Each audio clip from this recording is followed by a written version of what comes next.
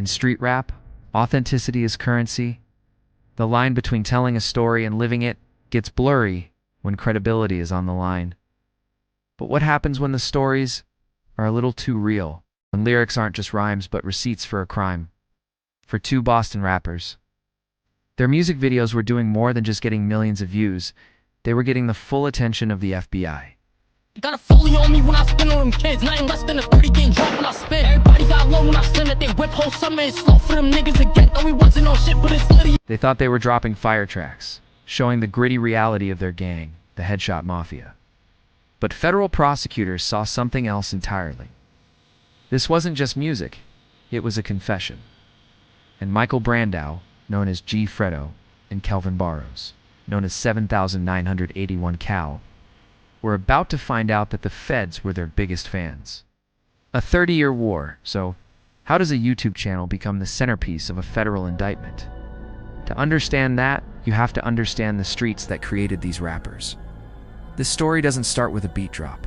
It starts decades earlier, in the heart of Boston's Cape Verdean community in Dorchester.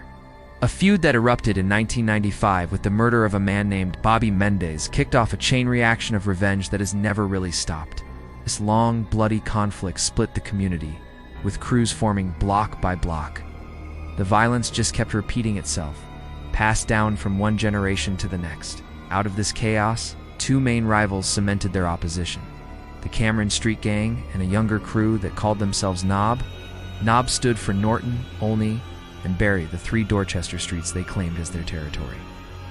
But to the world, they'd become known by a more chilling name: the Headshot Mafia, or HM for short. Their business wasn't just a neighborhood beef. It was a full-blown criminal enterprise. Federal documents lay it all out. Murder, armed robbery, drug and sex trafficking. They were allegedly doing it all, creating a climate of fear in their own neighborhoods. For years, the war with Cameron Street raged on, a relentless cycle of shootings and killings. And right in the middle of it all, a new kind of soldier emerged. One armed not just with a gun, but with a camera and a mic. The rise of G Fredo and 7981 Kal. Michael Brandau and Kelvin Barrows were born into this world, became major players in N.O.B, but their influence wasn't just on the streets, it was online.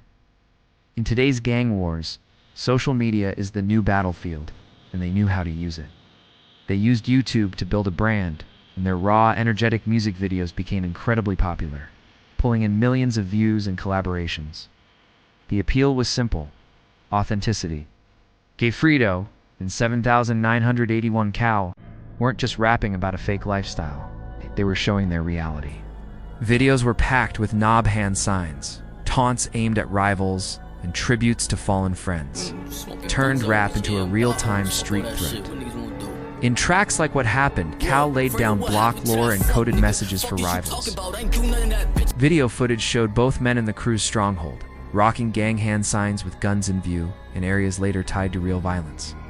As their fame grew, the line between documenting life and promoting violence got dangerously thin. Federal prosecutors would later argue that G Fredo wasn't just a member. He was a leader who used his music to recruit, intimidate, and pour fuel on the fire. Art imitating death, here's where the rappers made their biggest mistake. They were too specific. Their lyrics and videos weren't vague hints about street life. They were often direct, detailed accounts of real crimes. This would become a huge part of the federal case against them. A coded lyric would reference a crime, and then a shooting would happen in the same neighborhood. One of the most damning pieces of evidence was the music video for G Fredo's song They Do Know. It came out less than 2 months after the 2018 murder of John Cullen. Before the shooting, a witness identified one of the people in a passing car as G Fredo. In the video, G Fredo recreates a murder shockingly similar to Cullen's death, and it wasn't a one-time thing. Another video, Die Homes, was filmed on rival territory as the ultimate sign of disrespect and shows a fake execution. In their songs, both rappers would taunt their enemies by name-dropping the dead, with a common line being about smoking buns, nasty reference to the 2016 murder of a Cameron Street associate. To fans, this was unfiltered street poetry. To law enforcement, it was a goldmine. The level of detail G Fredo and 7,981 Kal put into their videos is unbelievable, and it's what ultimately gave prosecutors the blueprint to their entire organization. God. If you're finding this story about how creativity turned into a criminal complaint fascinating, do me a favor and hit that like button and subscribe for more stories where music and crime collide. All right, let's get back to how the feds pieced this all together. The feds were watching while N.O.B was busy chasing YouTube views. The federal task force was watching everything they did. Agents from the FBI, ATF, and Boston police treated G Fredo's and 7,981 Kal's channels like an intelligence report, cross-referencing lyrics with police files and matching video locations to crime scenes. The videos gave them a roadmap to the gang's structure. When the rappers rhymed about revenge, investigators could often connect it to a real-life shooting. The feds didn't just need a snitch. They had bars and visuals that matched violent acts. The music was even used to scare witnesses, with one video for Dead Ops PT, 3 directly threatening a cooperator. Phone calls from jail allegedly showed Fredo was still trying to run the operation even after being arrested. Their need for street cred made the feds' job ridiculously easy. They were narrating their own downfall, the RICO takedown. In June 2020, it all came crashing down. In a massive, coordinated raid, federal and local law enforcement arrested 31 members and associates of the Headshot Mafia. The operation's goal was to completely dismantle the gang. The list of charges was long: racketeering conspiracy under the RICO Act, murder, attempted murder, drug trafficking, sex trafficking, and gun offenses. During the investigation and subsequent searches, authorities seized a trove of N.O.B paraphernalia: 11 firearms, over a kilogram of fentanyl, a commercial pill press, pounds of marijuana, and thousands in cash. U.S. Attorney Andrew Lelling specifically pointed to Michael Brandau, saying he produced rap videos where he openly discussed the shootings and murders his gang was committing. The digital breadcrumbs the rappers had so proudly left behind led the police right to their front doors. Guilty pleas and no remorse. You'd think a massive federal RICO indictment would be a wake-up call, not for Michael Brandau. Even after his 2020 arrest, he kept going from inside a jail cell, releasing music that promoted the gang and its violent code. Both G Fredo and Kelvin's 7,981 Kal Barrows ultimately entered guilty pleas. Brandau admitted to RICO conspiracy and drug conspiracy, while Barrows pleaded guilty to the same, acknowledging he was part of the criminal enterprise.